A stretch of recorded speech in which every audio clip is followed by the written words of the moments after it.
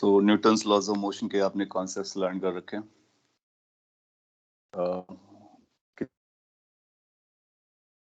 Type of question में आपको issue जा रहा हो तो आप बोल सकते हो। और in fact we decided to discuss something. So कुछ क्वेश्चंस रहे होंगे, पहले मैं आपको कुछ क्वेश्चंस करा देता हूँ, उसके बाद फिर आपके डाउट्स डीपीपी से स्टार्ट कर लेंगे, या फिर जो टाइप ऑफ क्वेश्चंस आपको बॉदर करते हैं उनके बारे में भी फोकस कर लेंगे।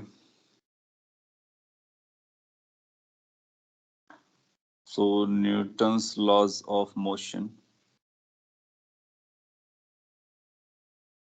उसमें बेसिकली अपने को F इक्वल टू ma लगाना होता है अगर शॉर्ट में बोला जाए तो।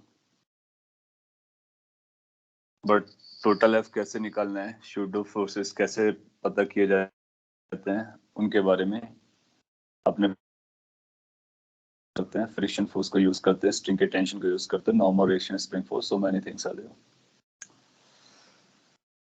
सो लेट्स हैव सम क्वेश्चंस। आपको साउंड और ये सब प्रॉपर जा रहा होगा ना? कोई इशू हो तो आप बोल सकते हो।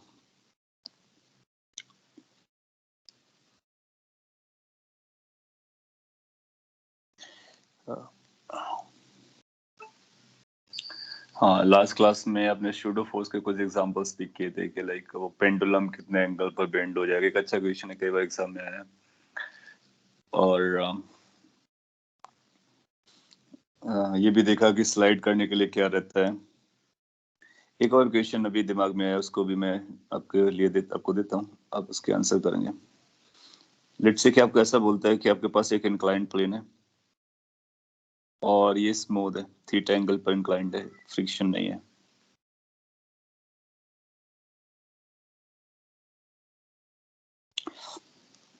इसके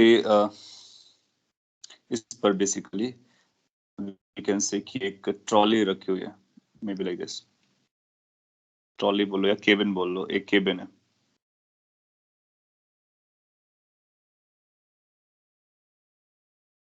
स्मूथ सरफेस पर रखा हुआ है।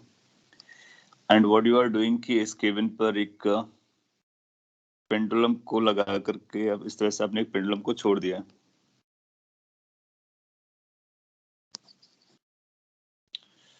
और जब ये फाइनली स्टे करेगा तो अपने को पता करना, फाइनली जब स्टे करेगा तो ये जो वर्टिकल लाइन है perpendicular to the plane, let's say इससे अल्फा एंगल बनाता है, अल्फा एंगल बनाता है। सो क्वेश्चन मैं यहाँ पे फ्रेम कर रहा हूँ, इफ केबिन और may be car is cabin and pendulum, दोनों को लिख देते हैं, पूरा system cabin and pendulum are released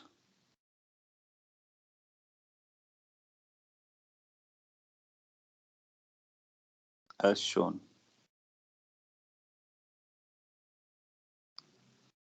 then find alpha। alpha अपने को पता करना है, what the angle it is going to form। अगर पड़ेगी तो ये स्मॉल एम मास है और कैपिटल एम मास है। थीटा आपको दिया गया, ये फिक्स्ड है, ये मूव नहीं कर रहा है, थीटा भी फिक्स्ड है, इंक्लाइंड प्लेन पे रखा गया, फ्रिक्शन नहीं है, स्मूथ सरफेस है। what this alpha is going to be, concept पे बेस्ड है। फ्री बॉडी डायग्राम्स बनाना और रिलेटिवली वॉच करना, स्यूडो को भी लगा सकते हो, क्योंकि अगर आप केबिन से ऑब्जर्व करोगे तो फिर जहां पर ये स्टे करेगा वो रेस्ट पे रहेगा और वहां से अल्फा निकाला जा सकता है। आंसर आपको थीटा, अगर मासेस की जरूरत पड़ती है तो मासेस को भी यूज कर सकते हो, ग्रेविटी भी आपके पास अवेलेबल है।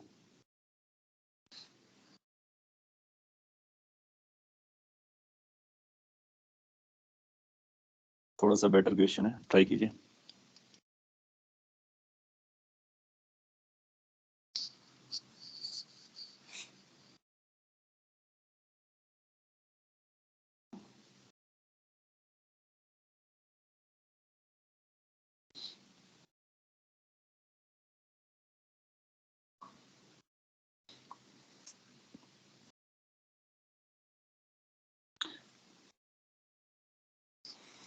ओके, मैं ट्राई करता हूँ आपके लिए, और आपने पैरेलल ट्राई करना है। अगर आप ऑब्जर्व करना चाहते हैं तो ऑब्जर्व भी कर सकते हैं। देखो करना क्या है हमारे लिए, ये एक सिस्टम है जिसमें केबिन और पेंडुलम है। रिलीज का पूरा सिस्टम रिलीज किया, ये स्मूथ है। तो आप अगर केबिन का एफबीडी बनाओगे तो आपको पता चलेगा कि ये केबिन है, केबिन इधर स्लाइड करेगा, तो cabin has to slide down. और कोई भी मास होता है, फर्क नहीं पड़ता है, अगर स्मूथ सरफेस पे रखा गया है तो ये जो एक्सेलरेशन इंक्लाइंड प्लेन पर आता है ना, वो साइन थीटा आता है। किस पर डिपेंड करता है? इस एंगल पर। हम लोग बात कर चुके हैं कि आप छोटा सा ब्लॉक रखो, बड़ा सा ब्लॉक रखो, और जो भी रखो, वो सब के सब जी साइन थीटा से नहीं, मतलब केबिन हमारा जी साइन थीटा से नीचे आएगा, नो डाउट। देन आफ्टर आपको क्या करना चाहिए? देन आफ्टर आपको with respect to cabin work करना चाहिए। That means non inertial frame को पकड़ना है। सिंस ये नॉन इनर्शियल है तो उसके रिस्पेक्ट फ्री बॉडी डायग्राम बनाएंगे, तो उस पर स्यूडो लगाएंगे। So let's draw the free body diagram of pendulum. जब हम लोग पेंडुलम का एफबीडी बनाया, सो लेट्स ड्रॉ कि क्या क्या फोर्स वो एक्सपीरियंस करेगा। सो यहाँ पर ये पेंडुलम है, let's try to show the forces acting on it. एक आंसर आपने किया, देखते हैं। फोर्सेस ड्रॉ करते हैं। आपको ये यकीन होगा कि इस पर जो नीचे फोर्स लगेगा वो mg आएगा।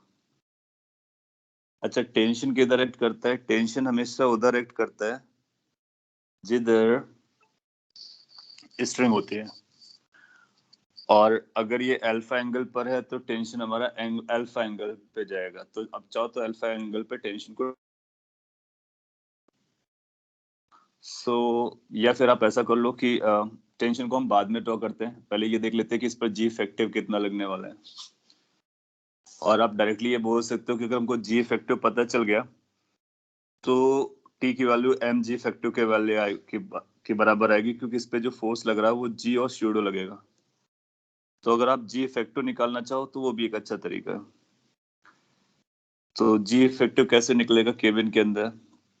तो उसके लिए मैं यहाँ पे अलग फिगर बना देता हूँ। ये जी इधर जा रहा था, और ये जी साइन थीटा का स्यूडो अपोजिट डायरेक्शन में आपको लगाना पड़ेगा, ऐसा।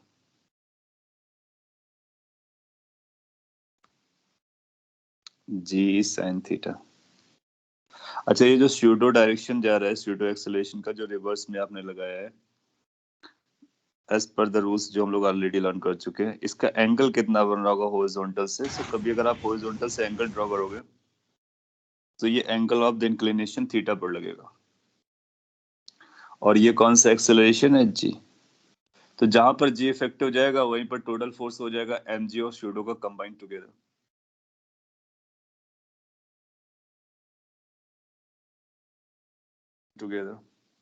अपने अल्फा को थीटा बोला जा रहा है, और कुछ लोग अल्फा को 90 माइनस थीटा बोल रहे हैं। चेक कर रहे हैं हम लोग। सो आप इधर फोकस कीजिए, यहाँ से आपको काफी कुछ समझ में आएगा। जैसा कि हम लोगों ने लिफ्ट में हम लोग काम करते थे, ए को रिवर्स डायरेक्शन में देने का, ए को रिवर्स डायरेक्शन में देने का, और जी के साथ उसको ऐड करने का विक्टोरियली, फिर इसका रिजल्टेंट पता करने का। आपको ये चीज अच्छे से पता है कि अगर जी हमको पता हो तो जी के दो कंपोनेंट कर सकते हैं, एक इस डायरेक्शन में और दूसरा प्लेन, इंक्लाइंड प्लेन के perpendicular. And you got to know कि एंगल थीटा आता है, and you got to know कि ये जी कॉस थीटा आता है और ये जी साइन थीटा आता है। अगर आप ध्यान से ऑब्जर्व करो carefully, then you will find कि ये जो एक्सेलरेशन है और ये जो एक्सेलरेशन है इक्वल एंड अपोजिट है, तो वो एक दूसरे को कैंसिल आउट कर देंगे।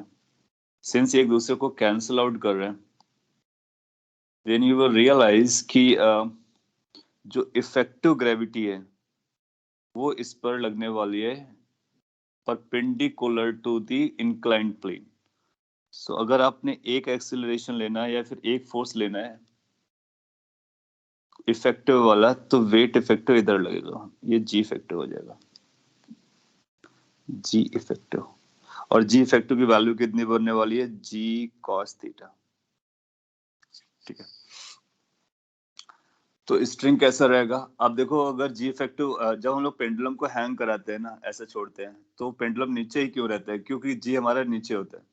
तो जिधर जी होता है उसी के अलॉन्ग टेंशन आता है, क्योंकि टेंशन को एमजी को बैलेंस करना होता है। और टेंशन फ्लेक्सिबल होता है क्योंकि स्ट्रिंग बेंड हो सकती है, लेकिन ग्रेविटी का डायरेक्शन बेंड नहीं हो सकता है। सो अल्टीमेटली आप पाओगे कि स्ट्रिंग ऐसा ओरिएंट करेगी अपने आप को कि जिससे उसकी direction opposite to G effective आ जाए। सो ये कुछ ऐसा बनना चाहिए, ऐसा। और सीलिंग आपकी इस तरह से कार के रिस्पेक्ट में। और क्या ये जो डॉटेड लाइन है, यही डॉटेड लाइन आ रही है? इसका मतलब है स्ट्रिंग आपकी ये होगी। चेक कर सकते हो, क्या आप इमेजिन कर सकते हो कि अल्फा कितना दिख रहा है आपको? Alpha was angle made by the string from the reference line, and reference line was the perpendicular to the inclined plane, and effective gravity came out to be perpendicular to the inclined plane. That means alpha must be 0. So this will claim that कि alpha की value 0 आनी चाहिए.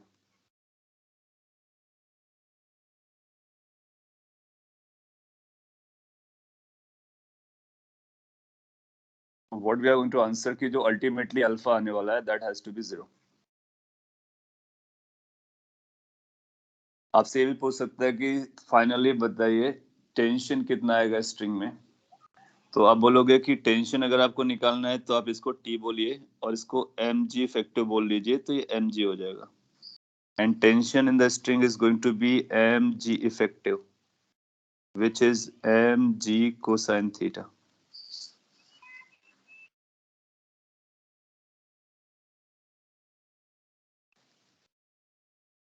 सो अब जो मैंने explain किया है, अगर आपको समझ में आया, इट्स ग्रेट थिंग। नहीं आया है कोई बात नहीं, मैं री एक्सप्लेन करता हूँ।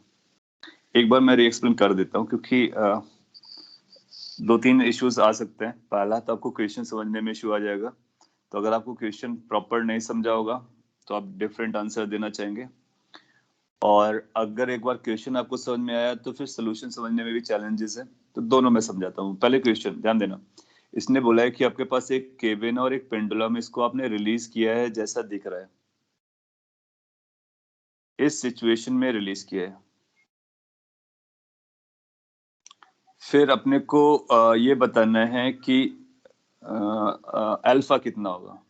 तो ओके, यहाँ पर मैं और क्लियर कर देता हूँ क्वेश्चन को, शायद लैंग्वेज कम लिखी है।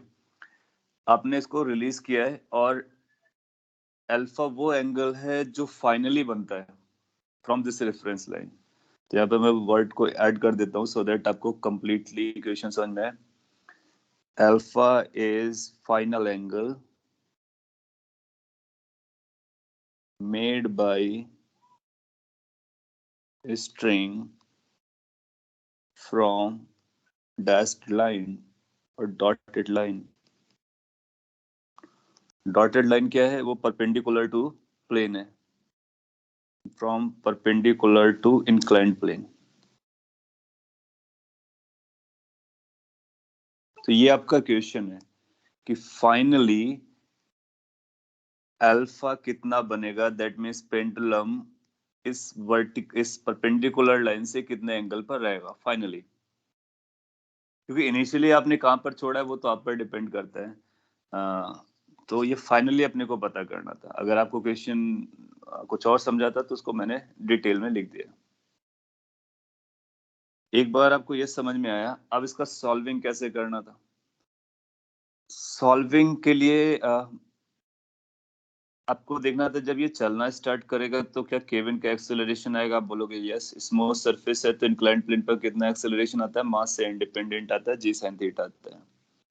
यहाँ तक किसी को कोई चैलेंज नहीं आया होगा। हम लोगों ने केविन के रिस्पेक्ट में बात करने की कोशिश की। जब कभी हम किसी के रिस्पेक्ट में लेते हैं तो जी इफेक्टिव कैलकुलेट करते हैं। तो जब हम किसी के रिस्पेक्ट में I mean like non inertial frame पर आते हैं तो उसको स्यूडो लगाते हैं और उसको हम लोग जी इफेक्टिव में इंक्लूड कर सकते हैं।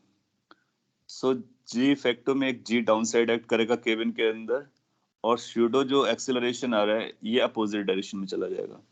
तो इन दोनों का वेक्टर सम लगेगा। फिर आपने क्या किया, इस जी और इस जी साइन थीटा का रिजल्टेंट निकालना था, बेटर क्या किया, इसके दो कंपोनेंट कर लिए। आपको रियलाइज हुआ कि ये दोनों कंपोनेंट एक दूसरे को नलीफाई कर लिए। इसका मतलब है कि यहाँ पर जो इफेक्टिव ग्रेविटी आ रही है वो इधर आ रही है। That's what we calculated or we identified. Effective gravity is going to be perpendicular to the inclined plane. एक बार ये perpendicular to the inclined plane आ गया, तो अगर हमारा पेंडुलम कहीं भी हैंग कर रहा हो, वो अल्टीमेटली कहां पर सेटल करेगा? अल्टीमेटली ऐसा सेटल करेगा जहां पर वो इफेक्टिव ग्रेविटी है। तो जो अल्फा आपने बनाया था वो अल्फा कितना रहा होगा? वो 0 रहा होगा। अगर इधर बनता तो उसको हम, अगर 90 पे बनता तो हम ऐसा दिखाते, अगर ऐसा दिखाता तो बोलते 90 है, और यहाँ पर आया तो 0 है। 45 आता तो 45 बताते, जो भी है। तो आंसर कितना आ रहा है? 0 आ रहा है। सो इनिशियली सिचुएशन, मतलब इसको रिलीज किया था आपने, फाइनली कैसा दिखेगा वो अपने को पता करना था। अब आपको समझ में आ जाना चाहिए। एंड आपने लिखा, is pendulum considered massless? No, pendulum has a mass, it's not massless, it has a mass. How did we get g effective as g cos theta? Because g sin theta cancelled out. This is the only term that is there. So that's going to be g cos theta. Repeat how alpha is 0. I just repeated it. It means the initial, that diagram is initial position of the pendulum. You wrote something. Let me read it again. Where it went. तो आपने लिखा था, हाँ, it means that the diagram is initial position of the pendulum and it will change as the cable will slide down. Yes. अगर वो आपको confusion किया है तो इसीलिए मैंने ये आपको बाद में ऐड कर दिया कि स्टेटमेंट फाइनली अपने को पता करना है। इनिशियली कहीं भी रहा होगा, फाइनली ऐसा रहता है। तो ये जो पिक्चर है वो फाइनल का दिखाया गया है, और आपने रिलीज किया था इस तरह के सेटअप को। ये इसका मीनिंग क्या है? G effect is perpendicular, did we conclude it by observation?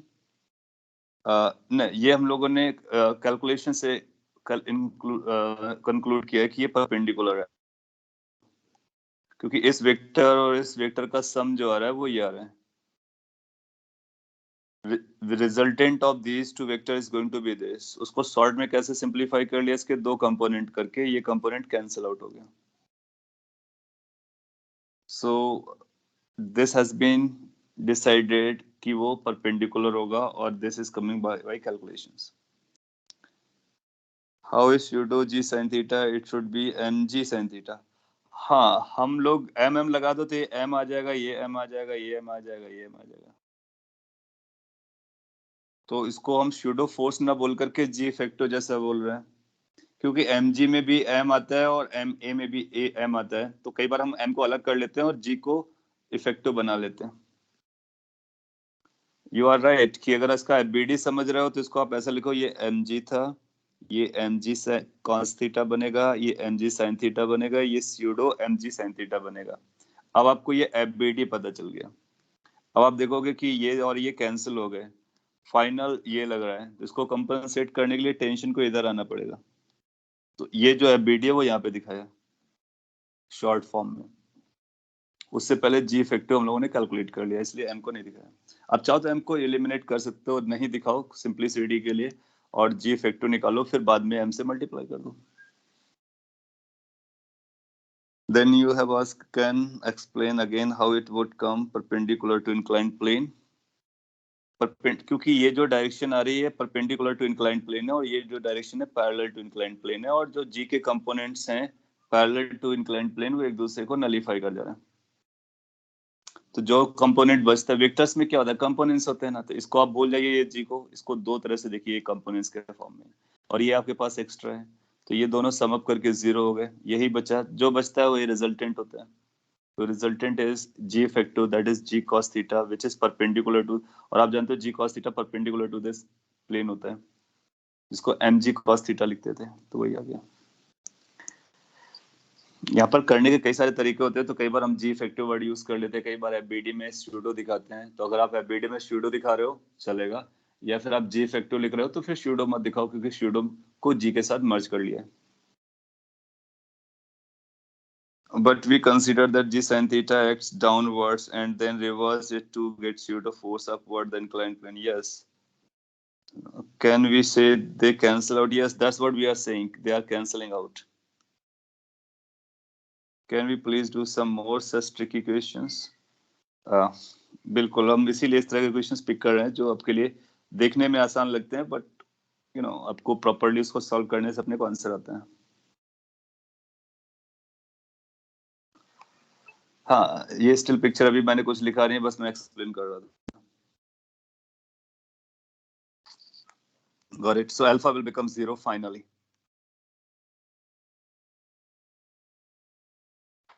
तो किसी केबिन के अंदर चल रही होती है स्टोरी, और तो आपको पता करना होता है क्या चल रहा है. लेट्स से सिमिलर टाइप का एक और क्वेश्चन मैं एक्सटेंड करता हूँ, आप उसका आंसर दीजिए. क्योंकि ऐसी स्टोरीज है ना जिसको हम लोगों ने प्रैक्टिकली ऑब्जर्व नहीं किया है, तो फिर फील करना थोड़ा सा टफ होता है. इसलिए अपने को क्या करना होता है, सपोर्ट लेना होता है कॉन्सेप्ट्स का, और कॉन्सेप्ट्स जो बोल रहे होते हैं उसके अकॉर्डिंग फिर अपने को समझना होता है. और फ्यूचर में कभी चांस मिलेगा तो आप उसको विजुलाइज भी कर सकते हैं, एक्सपीरियंस भी कर सकते हैं. इट्स अगेन सिमिलर टाइप का क्वेश्चन. एक केबल रखी हुई है, कार रखा हुआ है, और ये स्मूथ सरफेस पे रखा हुआ है. तो जैसे आप रिलीज करोगे, रिलीज इसलिए वर्ड यूज करेंगे क्योंकि जैसे आप छोड़ोगे तो वो चलना स्टार्ट कर देगा. आप इसके अंदर थे, आपके हाथ में एक बॉल था, आपने बॉल को इस तरह से perpendicular to the inclined plane throw किया, और यू वेलोसिटी से थ्रो किया. So let theta is 37 degree. Numerically इसको देते हैं, वो इससे पहले जो दिया था वो क्वालिटेटिव था, ज्यादा क्वालिटेटिव था, कैलकुलेशन कम थी. यहाँ पे न्यूमेरिकल है. लेट थीटा की वैल्यू 37 डिग्री है, and a particle is projected perpendicular to inclined plane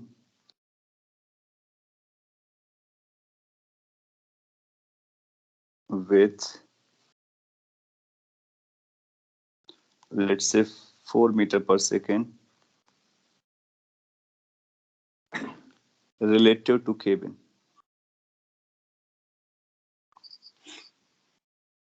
Find, कई सारे क्वेश्चन पूछ लेते हैं. पहला सिंपलेस्ट क्वेश्चन रखते हैं, thinking based. Type of path followed by the particle. किस तरह का पाथ फॉलो करेगा ये अपने को पता करना है. क्या ये जो पार्टिकल है वो स्ट्रेट लाइन मोशन करेगा, या फिर ये पैराबोलिक मोशन करेगा, या सर्कुलर मोशन करेगा, एलिप्टिकल मोशन करेगा, हाइपरबोलिक चलेगा, किस तरह के पाथ पर चलेगा, या कोई रैंडम पाथ पे चलेगा, वो अपने को पता करना है.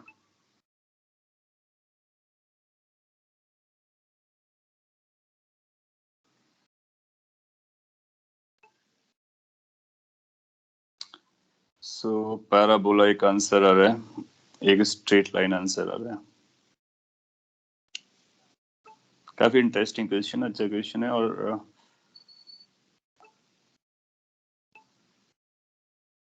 अच्छा, ये भी पता करना होगा किसके रिस्पेक्ट में आप देखना चाह रहे हो. ओके, तो मैं और क्लियर कर देता हूँ. Type of path followed by the particle with respect to cabin. With respect to cabin मतलब आप वहां पर हो, आप ही ऑब्जर्वर हो, आप ही थ्रोवर हो, आप ऑब्जर्व करते हो कि वो किस तरह के पाथ पर जाएगा, ये अपने को.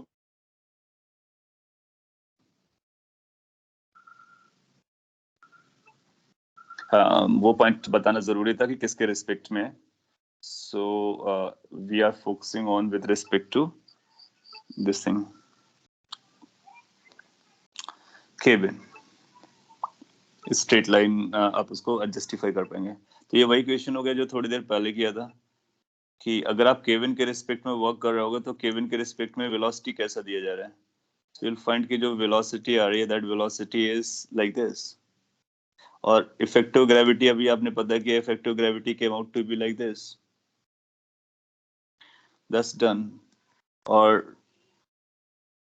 अगर ये इस तरह से चलता है तो हम लोग जानते हैं कि जब इनिशियल वेलोसिटी और एक्सेलरेशन अगर कांस्टेंट होता है और इनिशियल वेलोसिटी पैरेलल होते हैं तो वो स्ट्रेट लाइन पे चल रहा होता है।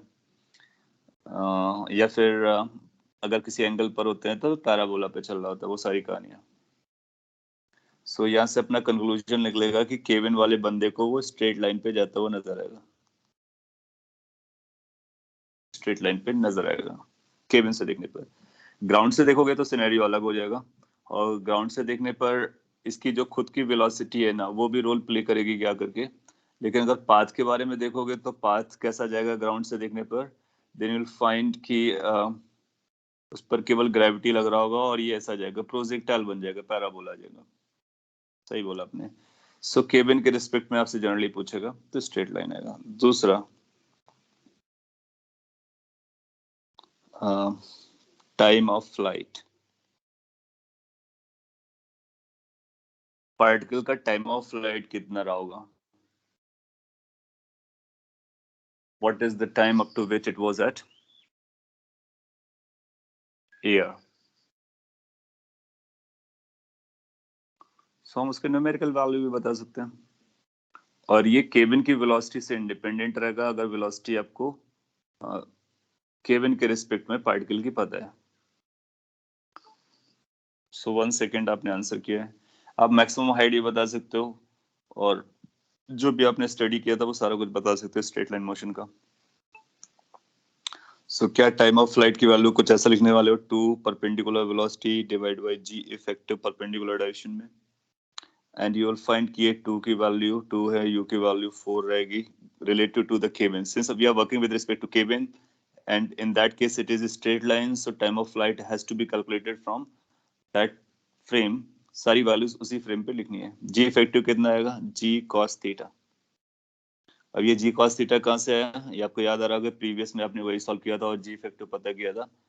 स्मूथ केस में केबिन के रिस्पेक्ट में हमेशा जी इफेक्टिव परपेंडिकुलर आएगा और उसकी वैल्यू जी cos थीटा आएगी। तो एक काइंड ऑफ रिजल्ट भी हमारे लिए एडवांस क्वेश्चंस के लिए। थीटा की वैल्यू कितना रखना है, 37, तो 37 डिग्री रख देंगे, डन हो गया। ये बनेगा 8, यहाँ पे आएगा 10, और cos 37 4/5 होता है।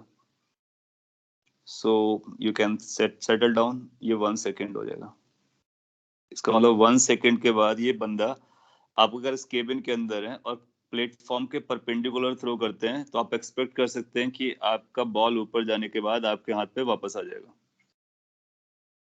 केबिन के अंदर अगर आप हैं तो बॉल ऊपर जाने के बाद वापस आ जाएगा, और कितने टाइम के बाद आएगा, 1 सेकेंड के बाद आ जाएगा।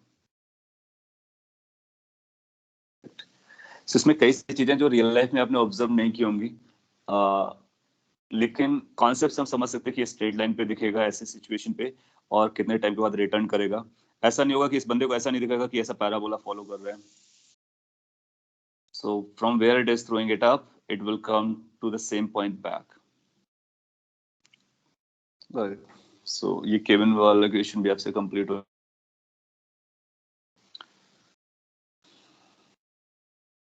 If we do with respect to ground, then also answer should be 1, right? हाँ, आप इसको घर पे ग्राउंड के रिस्पेक्ट पे ट्राई कर सकते हो। तो ग्राउंड के रिस्पेक्ट में आपको केवल इस पर ग्रेविटी लगता हुआ नजर आएगा, यानी mg का फोर्स लगेगा पार्टिकल पर जब ये एयर पर होगा। फिर आपको देखना होगा कि केबिन चल रहा है तो उसका क्या इन्फ्लुएंस है, और ये वेलोसिटी के कंपोनेंट पता करने पड़ेंगे। फिर आपको ये वेलोसिटी पता करनी पड़ेगी, ग्राउंड के रिस्पेक्ट में पार्टिकल की वेलोसिटी लेकर के आओ, उसके फिर कंपोनेंट कर लो, एक हॉरिजॉन्टल डायरेक्शन में, एक वर्टिकल डायरेक्शन में, और जो भी है, और फिर उसके साथ अकॉर्डिंगली ग्रेविटी को लगाओ। Seems to be complicated but answer should come same, क्योंकि हमारे लिए क्लासिकल मैकेनिक्स में क्या रहता है कि अगर आप केबिन के इनसाइड से वॉच करें या आउटसाइड से वॉच करें, तो जो टाइम है, टाइम एक ऐसी क्वांटिटी है जो फ्रेम ऑफ रेफरेंस पर डिपेंड नहीं करती है, ऐसा हम लोग एज्यूम करके चलते हैं।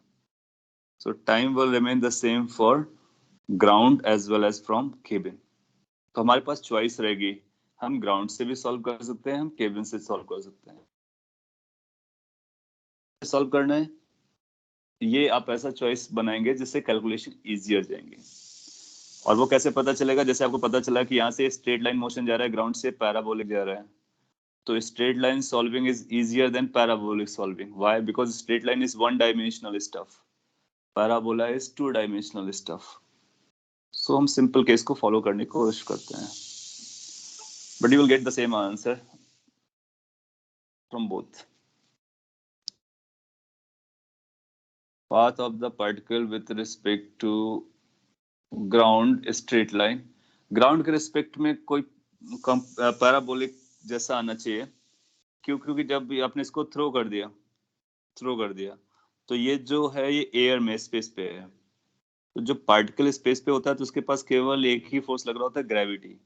बट इसके पास कुछ वेलोसिटीज वगैरह आएंगी ऐसा.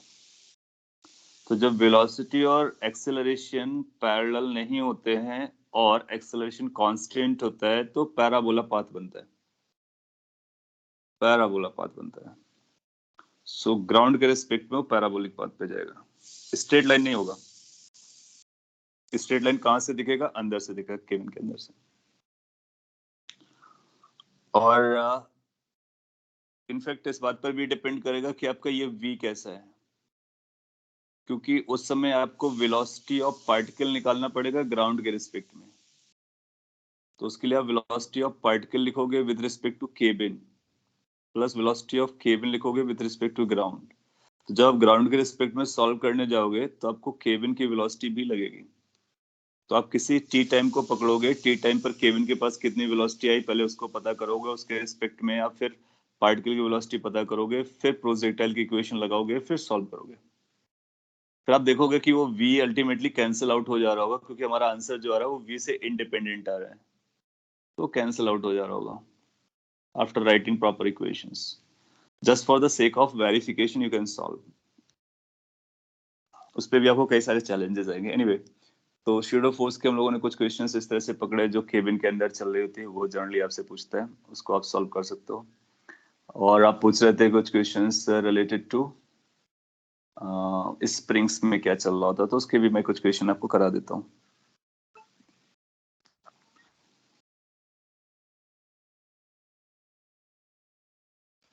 आपने लिखा can we also do harder JEE advance question for NLM that requires integration differential से लाइक. हाँ, आप जरूर ट्राई कर सकते हो, बिल्कुल ट्राई कर सकते हो. अगर आपको मिलते हैं डिफिकल्ट क्वेश्चन से लेकर के विंड ब्लोइंग को लेकर के, इन एरोप्लेन्स को फ्लाइंग करके लेकर के, आपको एक डीपीपी दिया गया था शायद, उस पर आपको एडवांस का क्वेश्चन है जिसमें 2 एरोप्लेन फ्लाई करते हैं. अच्छा क्वेश्चन है.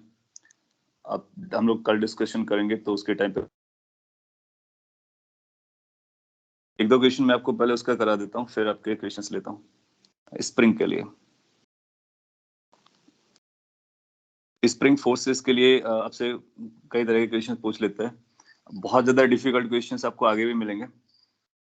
अभी के लिए अपने को इतना समझना है कि स्प्रिंग फोर्स कैसे लग रहा होता है और किस तरह से बिहेव कर रहा होता है. जैसे कि आपको ऐसा पूछा जाए कि लेट्स से अपने पास ये स्प्रिंग है, हम लोग वर्क एनर्जी पढ़ेंगे ना अगला चैप्टर, तो उस पर स्प्रिंग के और भी अच्छे अच्छे क्वेश्चंस बनेंगे और वो मेथड हमारे लिए ज्यादा सूटेबल करेगा. सपोज कल जैसा बोलता है आपके पास एक स्प्रिंग कांस्टेंट है और ये ब्लॉक है, इसको हैंग कराया था और आपने रिलीज कर दिया. जब आप ये रिलीज करोगे तो ये नीचे जाएगा, नीचे जाने के बाद फिर ये बाउंस बैक करके ऊपर आएगा. और पहले तो नीचे उतना जाएगा कितना जो उसका इक्विलिब्रियम पर आएगा, फिर उसके बाद फर्दर नीचे चला जाएगा. ये इक्विलिब्रियम पोजीशन होगी. दैट मीन्स यहाँ पर फोर्स बैलेंस हो जाएगा. इक्विलिब्रियम का मतलब के एक्स का जो फोर्स होगा वो एम जी के बराबर हो जाएगा. और भी नीचे आओगे तो फिर के एक्स बढ़ जाएगा, एम जी छोटा हो जाएगा. तो ये कुछ अपसाइड डाउन साइड मोशन करता है. इसको हम लोग पिक करेंगे डब्ल्यू पे, क्योंकि वहां पे एनर्जी मेथड से सॉल्विंग बहुत आसान हो जाती है, तो हम लोग एनर्जी मेथड से इसको सॉल्व करेंगे. और कुछ क्वेश्चंस इसके अपने को लगेंगे कहाँ पर, सेंटर ऑफ मास वाले कॉन्सेप्ट पर, वहां पर भी लगेंगे. जैसे कि आपने इनकाउंटर किए होंगे कि आपके पास एक ये ब्लॉक है, 2 पार्टिकल्स को कनेक्ट कर रखा है स्प्रिंग से. ये क्वेश्चंस भी हम लोग वहां पे पिक करने वाले हैं, सेंटर ऑफ मास से रिलेटेड क्वेश्चन. एक सिंपल क्वेश्चन पिक कर लेते हैं. लेट्स से m1 m2 है और ये k है, ये रिलैक्स पोजीशन पे था. तो इस पर जो क्वेश्चन आपको देगा, जिस तरह से आपने डीपीपी में भी डिस्कस किया है, कि आप किसी पर फोर्स लगाते हैं, चलना स्टार्ट हो जाता है, और लेट से आपने एफ फोर्स लगाया। अगर आपने ये एफ फोर्स लगाया, ये प्लेन पे रखा हुआ था, तो जब आपने M2 पर फोर्स लगाया होगा तो क्या होगा, M2 आगे बढ़ना चाहेगा। तो अगर M2 आगे बढ़ता है तो स्प्रिंग इलोंगेट करेगी। स्प्रिंग जब इलोंगेट करेगी तो फिर स्प्रिंग फोर्स क्रिएट होगा। जब स्प्रिंग फोर्स क्रिएट होगा तब इस पर फोर्स आएगा। तो आप पाओगे कि सेकेंड वाले ब्लॉक पर फोर्स बाद में आएगा, पहले ये चलना स्टार्ट करेगा। तो initially it will try to move, then after spring will elongate, और जैसे स्प्रिंग एलोंगेट होता रहेगा तो स्प्रिंग का फोर्स क्या होता है, kx होता है। x बढ़ता रहेगा तो स्प्रिंग का फोर्स बढ़ता रहेगा, स्प्रिंग का फोर्स बढ़ता रहेगा।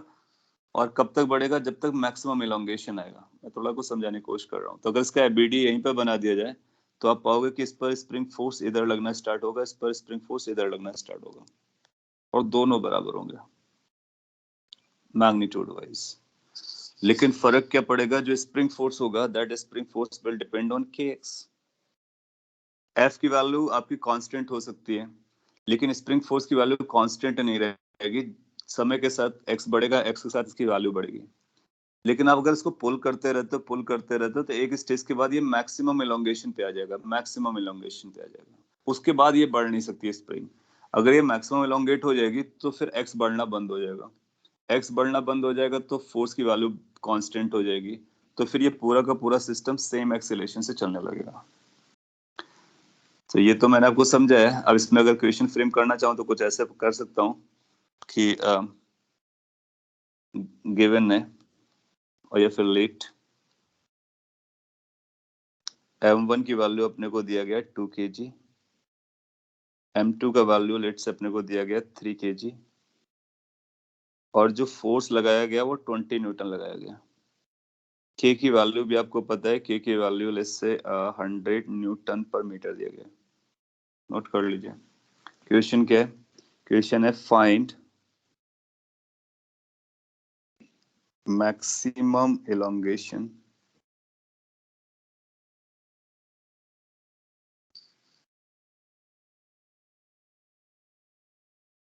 In this spring. स्प्रिंग में मैक्सिमम एलोंगेशन अपने को लगना है।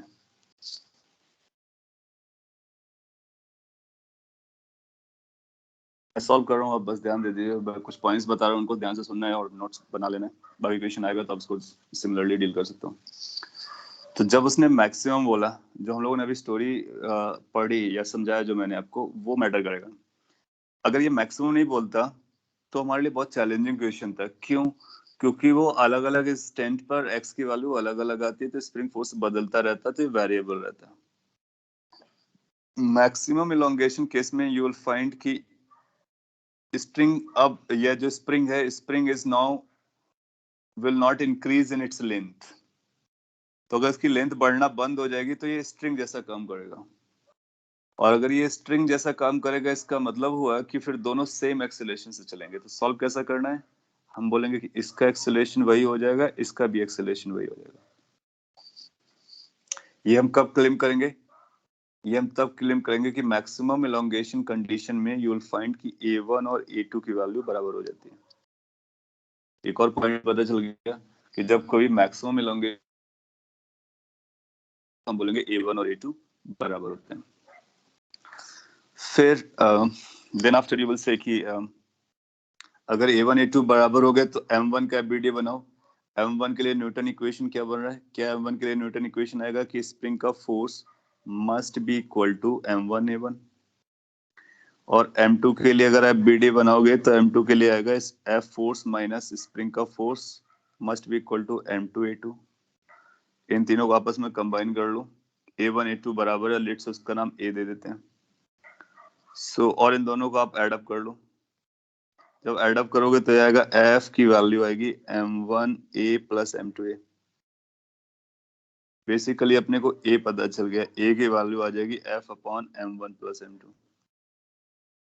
This is going to happen only in the case of maximum elongation, not in between. In between situation is very difficult. ये इसका एक्सेलरेशन अलग होगा, इसका एक्सेलरेशन अलग होगा।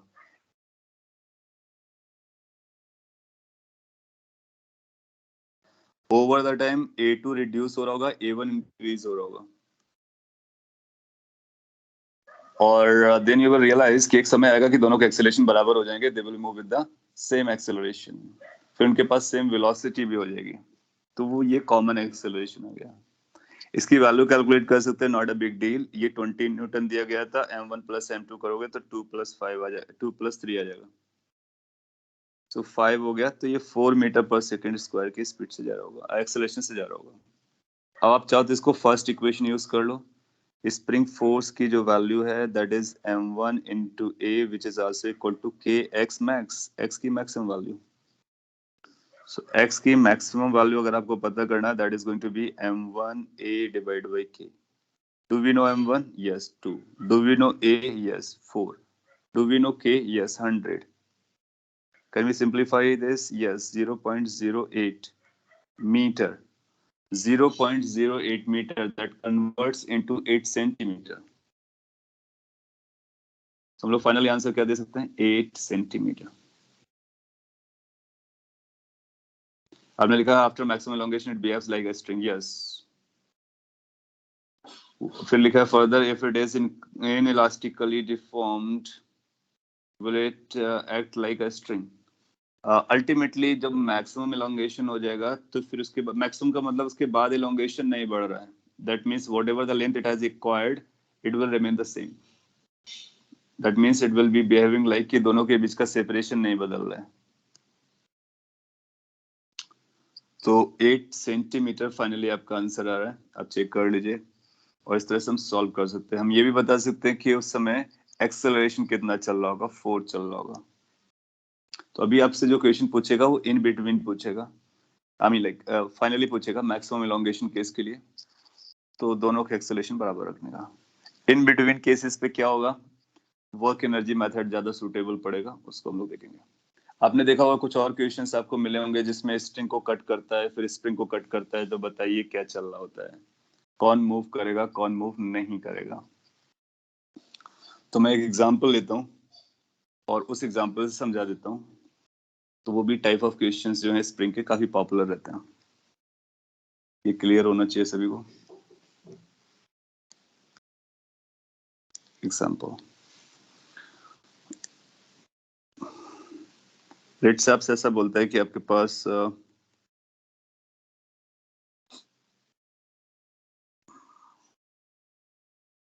कुछ अरेंजमेंट बनाता मैं कि एक स्प्रिंग थी, उससे आप स्ट्रिंग था, उससे आपने एक ब्लॉक को हैंग कराया। देन आफ्टर आपके पास एक स्प्रिंग लगा हुआ था, एक दूसरा ब्लॉक भी हैंग कर रहा था। ये डिफरेंट टाइप ऑफ क्वेश्चंस है, इस पे ध्यान देना आपको। ये m1 है, ये m2 है और ये इक्विलिब्रियम पर है, दैट मींस सेटल्ड है। स्प्रिंग में जितना एलोंगेशन आना था वो आ चुका है और नथिंग वाज मूविंग। रेडी है, चेक कर इसे।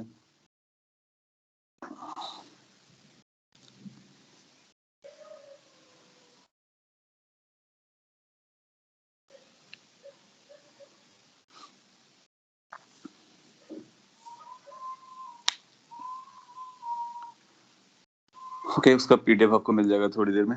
ये देखो ये सिचुएशन है, इस पे मैं क्वेश्चन फ्रेम कर रहा हूँ। If system was at equilibrium,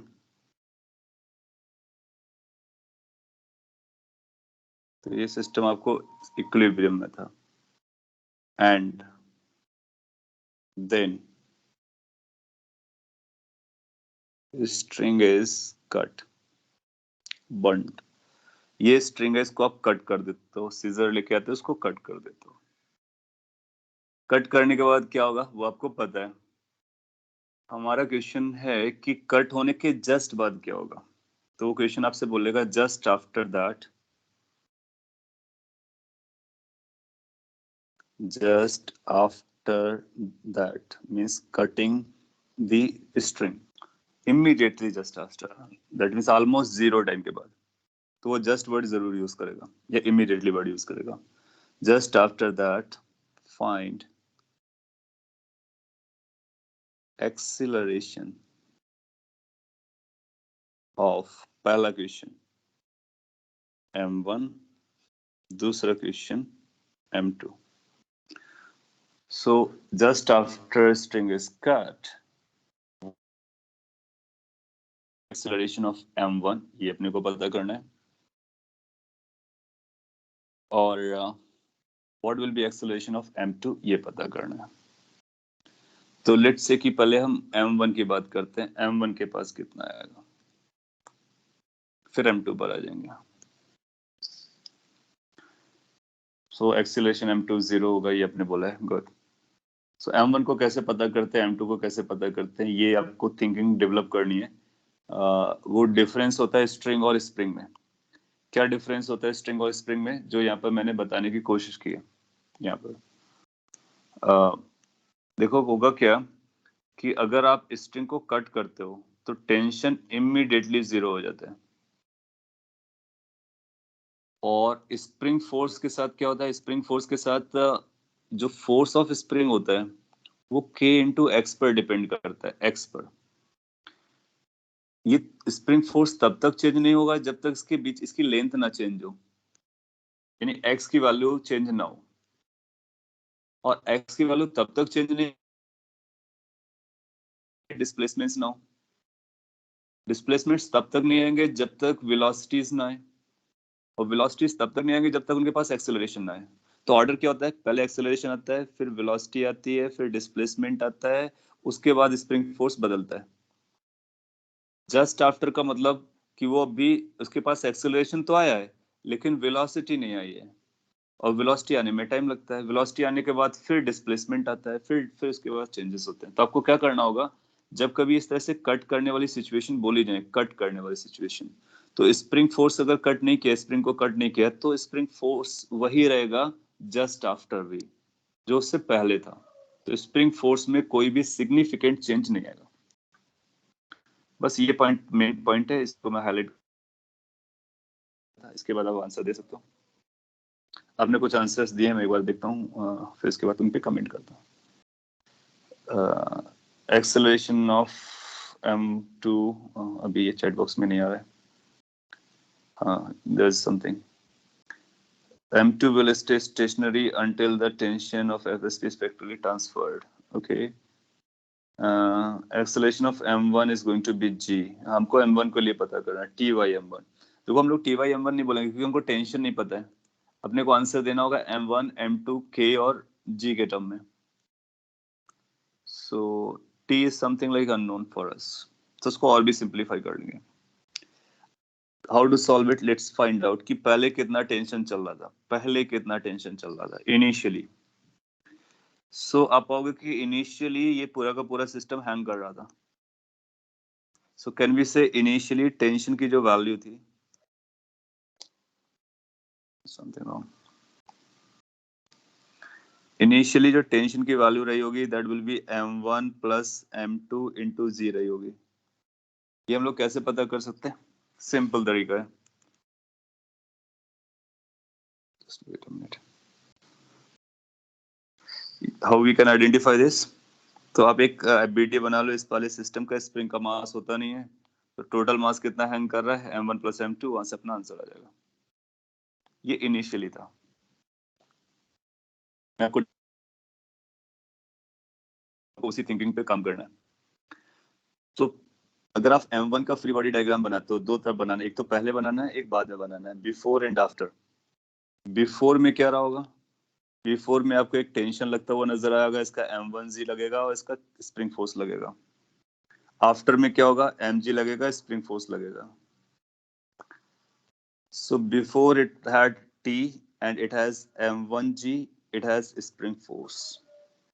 Later on it will have M1G and it will have spring force. Tension will not be there. Initially equilibrium पर था, finally नहीं था. तो ये before and that is after. अगर आप फर्स्ट टाइम ऐसे question कर रहे हो तो आपको इस तरह से समझना पड़ेगा. आफ्टर में ये क्लियर हो गया कि ये नीचे जाएगा क्योंकि नेट फोर्स नीचे लग रहा है, तो इसका एक्सेलरेशन लेट से a1 है। एक बात तो क्लियर हो गई कि a1 की वैल्यू 0 नहीं आने वाली है। कितना है फॉर दैट? सो अच्छा, m1g वही फोर्स है जो पहले था, इसलिए m1g लगाया। स्प्रिंग फोर्स की वैल्यू वही रहेगी जो पहले थी, इसीलिए हमने सेम फोर्स लिखा है। यहाँ पे मैंने डैश नहीं लगाया, मतलब ये नंबर और ये नंबर अलग नहीं है, they are the same number. Why? क्योंकि जस्ट आफ्टर स्प्रिंग में कोई चेंज नहीं आएगा उसके लेंथ में, hence spring force will not change.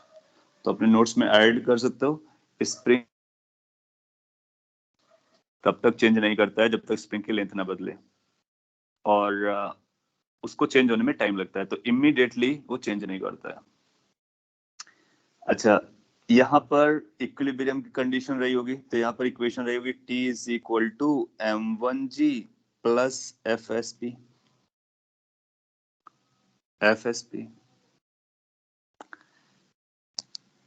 और यहाँ पर इक्वेशन बनेगा net force which is m1g plus FSP must be equal to m1 into a1।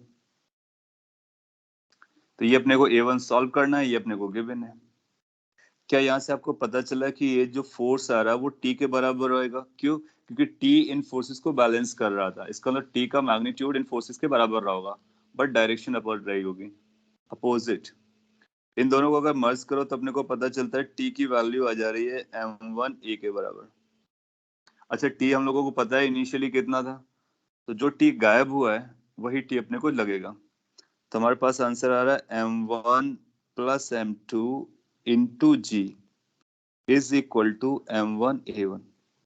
Meaning what? कि जो a1 की वैल्यू है वो m1 plus m2 divide by m1 into g के बराबर आएगी। अगर आपसे बोलता है कि आइडेंटिकल मासेस हैं, 2g बोल देते हैं, और जो भी है, इसका मतलब अगर m1 और m2 आपस में बराबर हो जाए तो इसका एक्सेलरेशन डाउनवर्ड 2g के बराबर हो जाएगा। अलग अलग होंगे तो इस फॉर्मूले से दिया जा सकता है। तो immediately after you will find कि acceleration will become this much, 1 plus m2g divide by m1। और उसको आप डायरेक्टली टी बाई m1 भी बोल सकते हो, बट उसके लिए हमने को टी पता करना था। टी कैसे पता चलेगा? इनिशियली बैलेंस था, इनिशियली से पता चल जाएगा। अगर आपको ये समझ में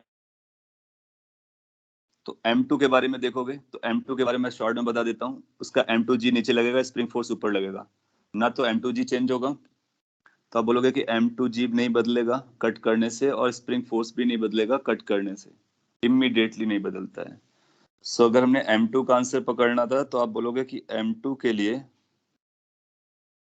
टोटल फोर्स अभी भी बैलेंस रहेगा, तो spring force must be balancing m2g and it will keep on balancing, hence acceleration will be 0.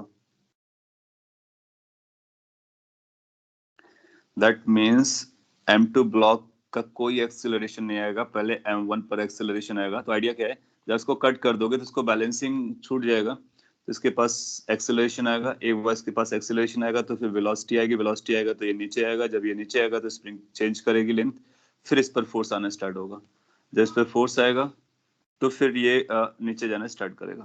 तो m2 will start later, m1 will start earlier, and m2's acceleration will remain 0 just after as well.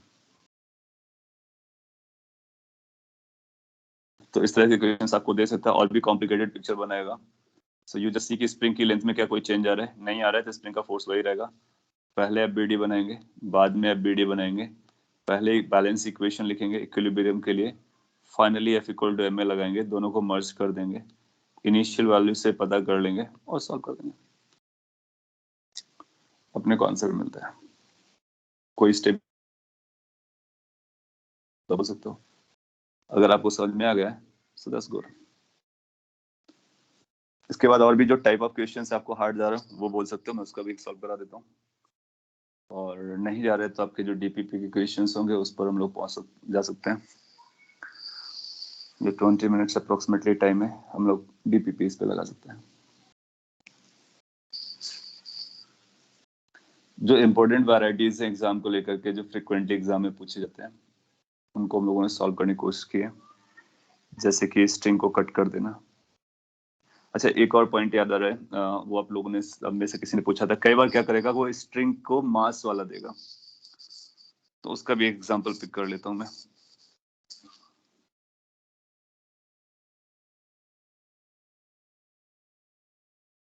ये अगर आप समझ गए हो तो अच्छी बात है। So let's take one more example, एक ऐसा एग्जांपल जिसमें स्ट्रिंग के पास मास होता है। तो अगर स्ट्रिंग के पास मास आएगा तो कैसे डील करते हैं?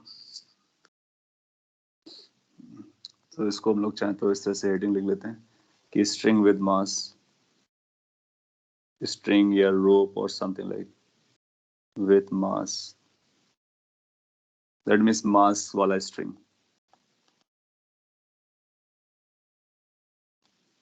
लॉजिक क्या है वो एक्सप्लेन करता हूँ, इसके बाद कैसे सॉल्व करते हैं वो भी एक्सप्लेन करता हूँ। इस पे भी बहुत अच्छे क्वेश्चंस बनते हैं, काफी डीप क्वेश्चंस भी बनते हैं। सो पहले बेसिक्स, लेट्स, ऐसा बोलेगा थिक स्ट्रिंग है या रोप है और समथिंग लाइक दैट, तो क्या करना होता है, उसके मास को भी काउंट करना होता है। अब स्ट्रिंग और ब्लॉक में डिफरेंस है या पार्टिकल में डिफरेंस है, पार्टिकल हो या ब्लॉक हो तो उसकी लेंथ हम बहुत छोटी सी मानते हैं, इग्नोरेबल मानते हैं, लेकिन जब स्ट्रिंग होगी तो उसकी लेंथ आएगी। तो दो टर्म्स चल रहे होंगे, एक तो उसका मास चल रहा होगा, दूसरा उसका लेंथ चल रहा होगा।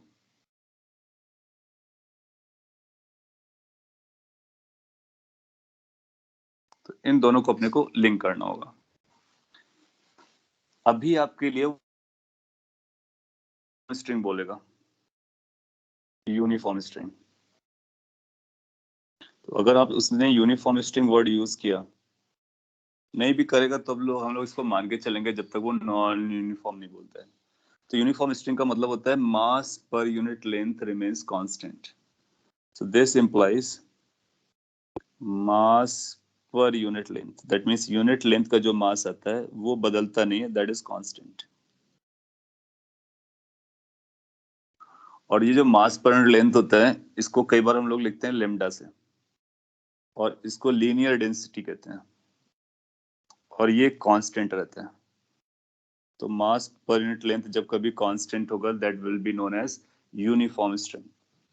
लेमडा को बोलते हैं linear mass density, linear mass density.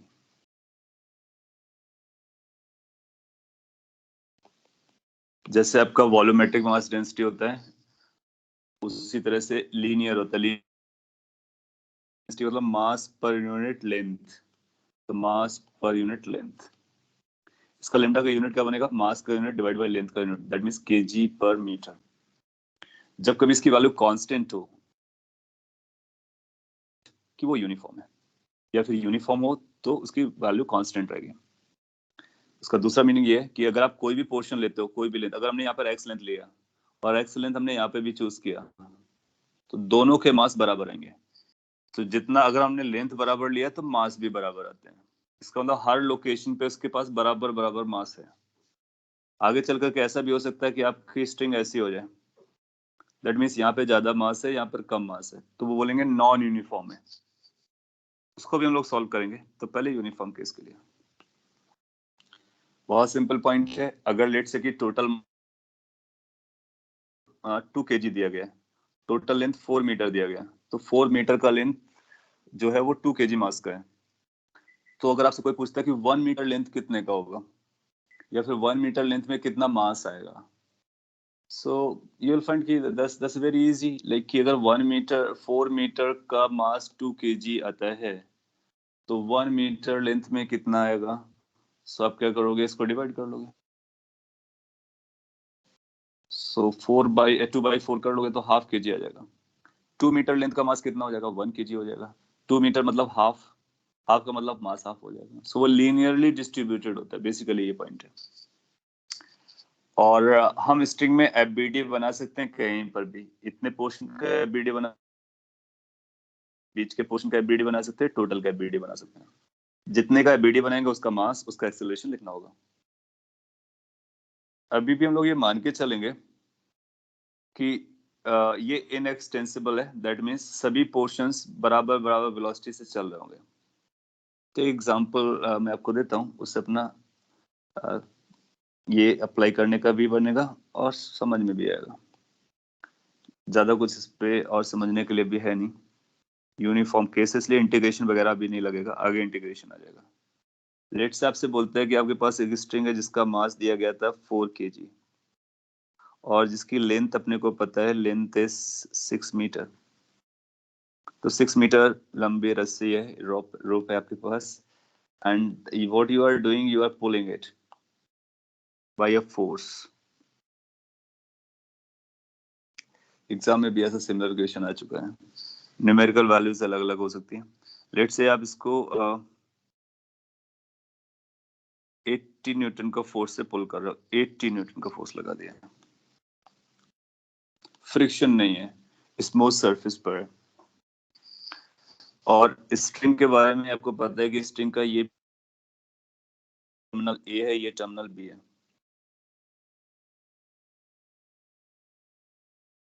आपसे पूछता है find tension of tension on string at mid point. हम लोगों ने बात किया था कि अगर स्ट्रिंग मासलेस रहता है तो उसके हर एक पॉइंट का टेंशन बराबर होता है। Remember that point. अगर स्ट्रिंग मासलेस है तो उसके हर एक पॉइंट का टेंशन बराबर होता है। लेकिन अगर स्ट्रिंग के पास मास आया तो हर एक पॉइंट का टेंशन बराबर हो जरूरी नहीं है। तो अलग अलग पॉइंट्स के टेंशन अलग अलग आने वाले हैं। अब अलग वाला पॉइंट कौन सा है वो अपने को देखना पड़ेगा। जैसे यहाँ पे मैंने सिंपल केस लिया सी पॉइंट के बारे में, मिड पॉइंट। मिड पॉइंट पर कितना टेंशन आएगा ये अपने को पता करना है, तो हम पता कर सकते हैं। और इनफैक्ट कोई और पॉइंट होगा तब भी पता कर सकते हैं। तो how to handle it, since ये मिड पॉइंट है तो बेसिकली हमने आपको ये बताया कि ये डिस्टेंस कितनी होगी, यानी ये डिस्टेंस 3 मीटर होगी। जब आप इस पे फोर्स लगाओगे तो ये पूरा का पूरा स्ट्रिंग स्लाइड करता हुआ जाएगा आगे, एक साथ जाएगा। इसके पास एक्सेलरेशन आएगा, सभी का एक्सेलरेशन बराबर होगा, सभी पॉइंट्स का, क्योंकि इनएक्सटेंसिबल है। तो हम लोग सॉल्व ऐसे करेंगे कि F equal to total mass into total acceleration. So acceleration की वैल्यू आएगी force which is 80 divide by mass which is 4। So that came out to be 20 metre per second square से चल रहा होगा। फिर अपने को सी पॉइंट पे टेंशन चाहिए, तो आपको या तो BC का FBD बनाना होगा या फिर AC का बनाना होगा। जो भी चाहो उसका FBD बना सकते हो। Now I am trying to make the free body diagram of BC segment, क्योंकि इस पे कम फोर्स लगाने पड़ेंगे। जैसे आपने इसको बनाया तो ये आपका B सेगमेंट हो गया और ये C सेगमेंट हो गया। ये जो फोर्स लग रहा था वो A पॉइंट पर एक्ट कर रहा था, C पर नहीं। हम लोग जानते हैं फ्री बॉडी कैसे बनाया जाता है। So what you are going to do is कि आप C पॉइंट पर फोर्स निकालोगे, क्योंकि C कट किया है तो C पर फोर्स किसकी वजह से आ रहा होगा, CA वाली स्ट्रिंग की वजह से आ रहा होगा। तो वो स्ट्रिंग्स को पुल कर रही होगी, किस फोर्स से, टेंशन फोर्स से। इसी टेंशन को हम लोग को निकालना है। तो ये जो टेंशन है C पॉइंट का, ये मिड पॉइंट का टेंशन हो गया। अब आपको क्या करना होगा, आपको इतने पोर्शन का मास निकालने पोर्शन का। तो सिंस मैंने सिंपल पॉइंट लिया मिड पॉइंट, तो प्रोपोर्शनली हम उसका मास निकालेंगे। सो आप बोलोगे कि 6 मीटर का मास 4 kg था, तो 3 मीटर का कितना रहा होगा, आधा रहा होगा, 2 kg रहा होगा। तो बचा हुआ कितना रहा होगा, 2 kg रहा होगा। इसका मतलब इसके पास कितना मास आएगा, 2 kg। And then you will claim कि इसके पास एक्सेलरेशन कितना आएगा, इसके पास एक्सेलरेशन A आएगा, सेम एक्सेलरेशन आएगा। अब इसको शॉर्टकट में भी कर सकते हो, लेकिन मैं डिटेल में इसलिए बता रहा हूँ कि आपको हर एक क्वेश्चन में यही रूल लगाना है। पोर्शन बोलता मैं या 1/5 बोलता तो उसके अकॉर्डिंग उसका मास पता करना, अलग अलग पॉइंट पर हम निकाल सकते हैं। सो फिर आप लगाओगे कि इस पर इसका FBD क्या बोलेगा, इसके लिए बोलेगा न्यूटन्स की TC force must be pulling 2 kg with acceleration है। सो एक्सेलरेशन की वैल्यू आपको पता है कितना है, 20। तो आंसर कितना आ गया, 40 newton. Then you will find किसका जो एक्सेलरेशन आएगा वो 40 न्यूटन आएगा। से या फिर जल्दी सॉल्व करके बता दिया। आप चाहो तो CA का FBD बना लो, और वहां पर इधर एक टेंशन दिखाओ, ये फोर्स दिखाओ, F इक्वल टू ma लगाओ टोटल फोर्स को लेकर के, वहां से भी आपका यही आंसर आ जाएगा. So you need to cut the string from there and consider the half of portion, whatever, whichever is easier. Solve करते हैं. अगर आपको ये समझा है तो हमको करेक्ट आंसर चाहिए. एक दो पॉइंट्स इसी में मैं पूछ रहा हूँ, ये कॉर्नर में मैं लिख रहा हूँ. जिस तरह से हम लोगों ने C पॉइंट का टेंशन निकाला है, उसी तरह से मैं B पॉइंट का टेंशन जानना चाहता हूँ. तो क्या बता सकते हो कि B लोकेशन पर स्ट्रिंग में कितना टेंशन आएगा? So find the tension on the string at the location B. Try to answer. एक आंसर 0 आ रहा है.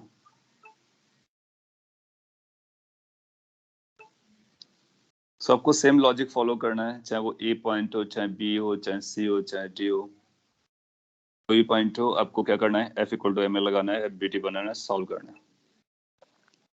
तो क्या सभी को समझ में आ रहा है कि इसका आंसर 0 आ जाएगा? क्यों 0 आ जाएगा? जब आप इसका B पर निकालोगे तो जिस इस पॉइंट का BD लोगे तो पॉइंट का मास कितना होगा? निग्लिजिबल होगा, क्योंकि इसकी लेंथ ऑलमोस्ट 0 है. तो अगर उसका मास निग्लिजिबल होगा, जैसे एक 2 kg आया है, तो इंस्टेड ऑफ 2 kg वो 0 kg आएगा. तो आंसर हमारा कितना हो जाएगा? 0 हो जाएगा. इसका मतलब बी पॉइंट पर कोई टेंशन एक्ट नहीं कर रहा होगा. इंटायर टेंशन सो 0 है और सी पॉइंट पर 40 न्यूटन है. क्या आप ये बता सकते हो कि टेंशन ए पॉइंट पर कितना एक्ट कर रहा होगा? Tension acting at point A.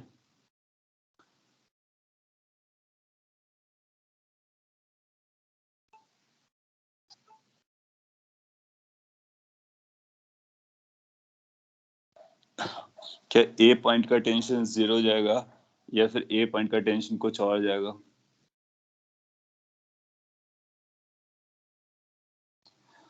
तो आप यहाँ पर छोटा सा सेगमेंट पॉइंट कंसीडर करो ए, और उस पर टोटल फोर्स बैलेंस करो. उसका मास तो 0 हो जाएगा, लेकिन आप देखोगे इधर F फोर्स लग रहा होगा, इधर TA फोर्स लग रहा होगा. मास 0 हो गया तो इस ये दोनों फोर्स बैलेंस करेंगे तो TA की वैल्यू F के बराबर हो जाएगी. या फिर बचे हुए पोर्शन का BD बना करके भी सॉल्व कर सकते हो. तो ए पॉइंट का जो टेंशन आएगा वो 4 बराबर आएगा 80 न्यूटन आएगा. You need to just feel it, realize करना है कि इस स्ट्रिंग के साथ क्या हो रहा है. जब हम स्ट्रिंग को रख करके पुल करते हैं ना, तो ये जो स्ट्रिंग है, इसके हर एक पॉइंट का टेंशन बराबर नहीं रहता है. अगर इसके पास मास है, टेंशन सबसे ज्यादा होगा उस पॉइंट पर जहां पर आप फोर्स लगाया था आपने. डिक्रीज करेगा, डिक्रीज करेगा, डिक्रीज करेगा, और यहाँ का टेंशन क्या हो जाएगा? 0. सो इसके हर एक पॉइंट का टेंशन अलग अलग, एंड यू कैन काउंट कि किस पॉइंट का आपसे पूछा गया. बता सकते हो. और अगर आपके पास, आपको बोलता है कि आपके पास एक यूनिफॉर्म स्ट्रिंग है और आप फोर्स लगाते हो, तो अगर ये ब्रेक करेगा तो कहाँ से करेगा? लेट से यहाँ पर इसको टाई करके पुल करते हो, तो ब्रेक वही पॉइंट से करेगा जहां पर ये टाइट होगा. क्यों? क्योंकि वहां पर टेंशन सबसे ज्यादा है. अगर ये टेंशन बियर कर गया तो बाकी सारे टेंशन बहुत छोटे हैं, उनको बियर करना काफी आसान होगा. सो ये नॉन यूनिफॉर्म, आई मीन ये मास वाले स्ट्रिंग के केस के लिए एग्जांपल हो गया. जब कभी आएगा तो उसको आप इस तरह से कैलकुलेट करके बता सकता हूँ. एक और क्वेश्चन पिक कर लेते हैं जो मास वाली स्ट्रिंग के साथ होगा, तो टाइप ऑफ क्वेश्चंस हो जाएंगे. और बाकी आपके डाउट्स हैं फिर नेक्स्ट क्लास में स्टार्टिंग से पिक करेंगे. So let's take one more example. There can be a number of examples. Let's say आपसे ऐसा बोलता है कि you got a block connected by a string which is not massless, and you are applying a force on this in upward direction. You are taking it against the gravity. The mass of the string is, let's say, 2 kg. Mass of the block is capital M, let's say that is 4 kg.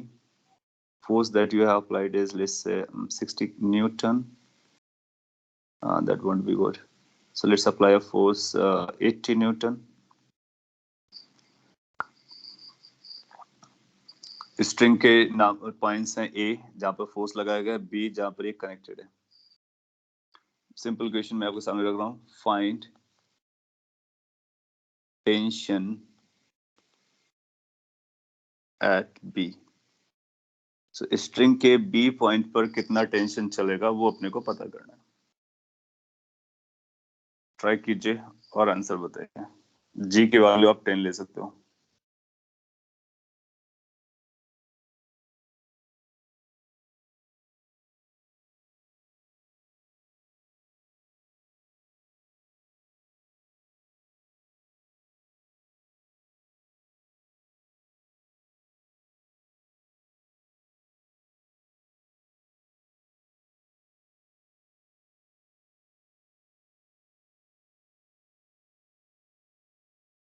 So again, you need to draw free body diagram and then after you need to simplify it.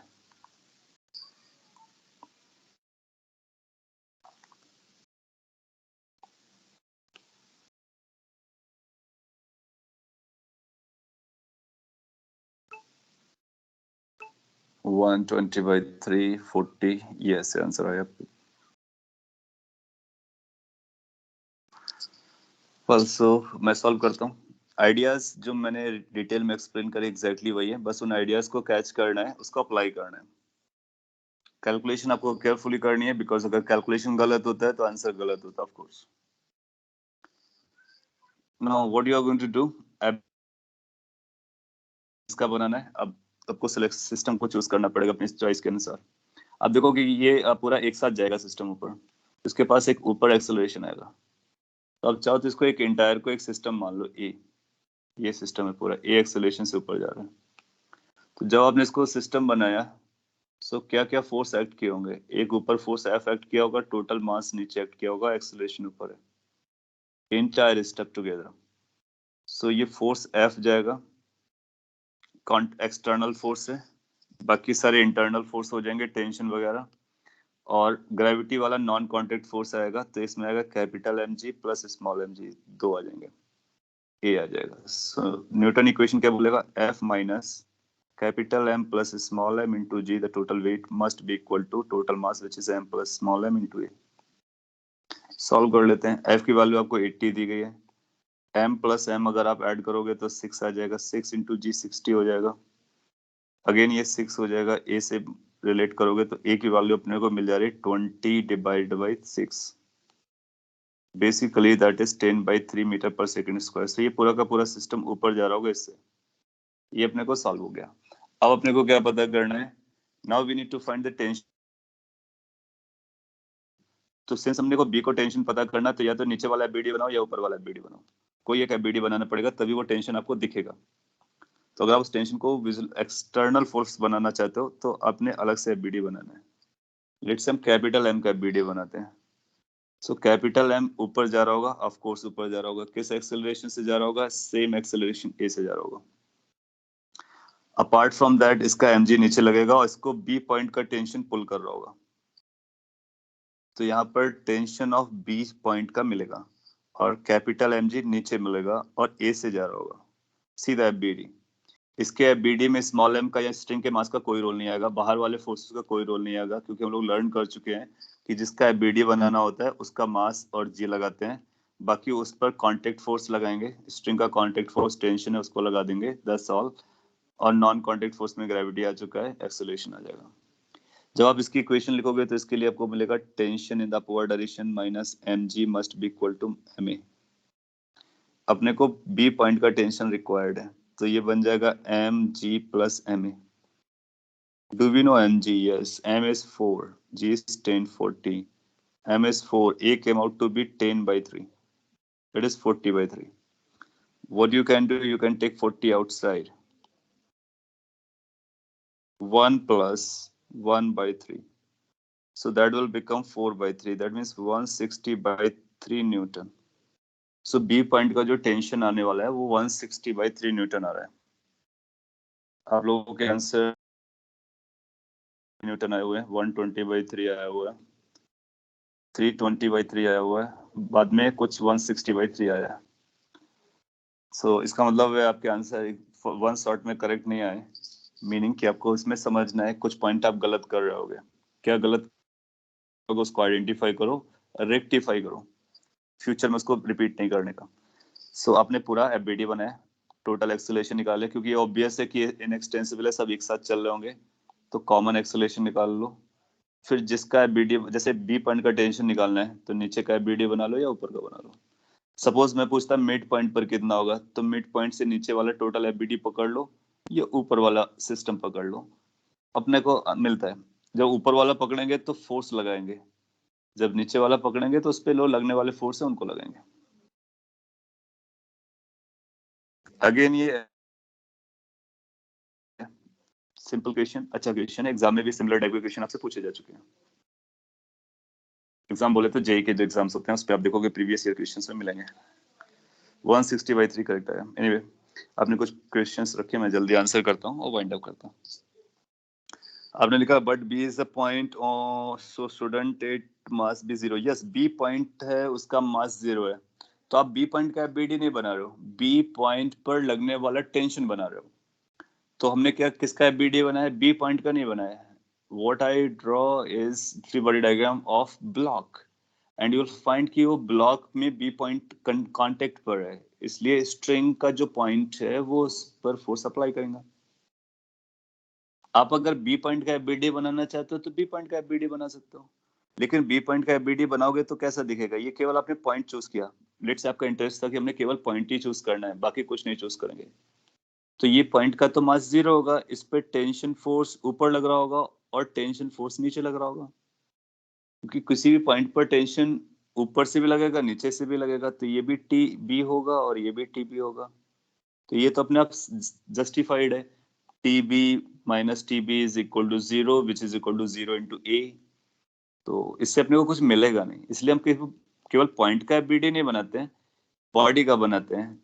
तो नीचे वाला half ले लो या ऊपर वाला half ले लो, आप इसको ए बी का एफबीडी बनाओ और उसका मास 2 kg लगेगा, उस पर फोर्स एफ लगेगा, नीचे टीबी लगेगा और उसको ग्रेविटी लगाओ, सॉल्व करो, वहां से भी आपको यही आंसर मिलेगा। So B is a point of zero mass, but B is located at block as well as located on string. So either you consider block to make it external force tension को, या फिर string consider कर लो. Got it? Then you are asking, we can take total system acceleration and then only calculate force needed to achieve same acceleration. Yeah, the same thing we are doing.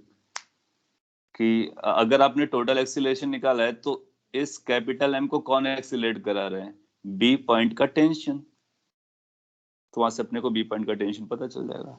Mid point पूछेगा तो mid point से नीचे वाला या ऊपर वाला ले लो, 1/3 point पूछेगा तो 1/3, जितना पूछेगा वहां से सिस्टम की बाउंड्री बनाओ और आइदर डाउन साइड और अप साइड वाला फोर्स लिखाओ, टोटल एफबीडी बनाओ, इक्वेशन लिखो न्यूटन की, सॉल्व कर लो, आंसर आ जाता है। हर एक पॉइंट का टेंशन अलग अलग आएगा। एनीवे ये पीडीएफ मैं आपको शेयर कर देता हूँ, आप इसको वॉच कीजिए और सिमिलर टाइप के क्वेश्चंस प्रैक्टिस कीजिए। ऑलमोस्ट सारे टाइप के क्वेश्चंस हम लोगों ने कवर कर रखे हैं। नेक्स्ट क्लास में हम लोग स्टार्टिंग से ही आपका डीपीपी स्टार्ट करेंगे और जिस ऑर्डर में बताया है ग्रुप पे डाला था उसी ऑर्डर पे, सो आप फिर से उनको ट्राई कर लीजिए, जरूरत पड़ती है तो संडे को हम लोग एक्स्ट्रा लेक्चर भी लग लेंगे और भी डिस्कशन के लिए, सो दैट कि हम लोग नेक्स्ट वीक से वर्क एनर्जी पावर को कंफर्टेबली स्टार्ट कर सकें। Any quick question or query you can put?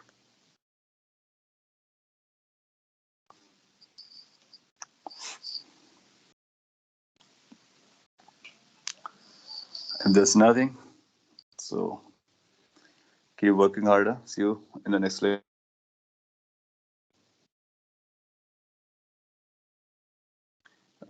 Module PDF work and energy, उसके लिए मॉड्यूल रेडी हो गए, प्रिंट होकर के आपको बहुत जल्दी इन्फॉर्म कर दिया जाएगा, आप ऑफिस से कलेक्ट कर सकते हो।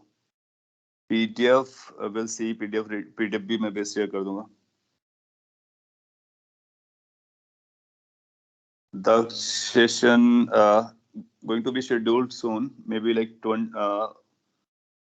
26th of September को संडे है, तो 26 ऑफ सितंबर को हम लोग दक्ष सेशन में मिलेंगे। तो जनरल इंफॉर्मेशन, आपके क्वेरीज और जो भी रोड मैप है आईआईटी को अचीव करने के लिए, उसके बारे में काफी इंपॉर्टेंट पॉइंट्स के बारे में डिस्कशन करेंगे।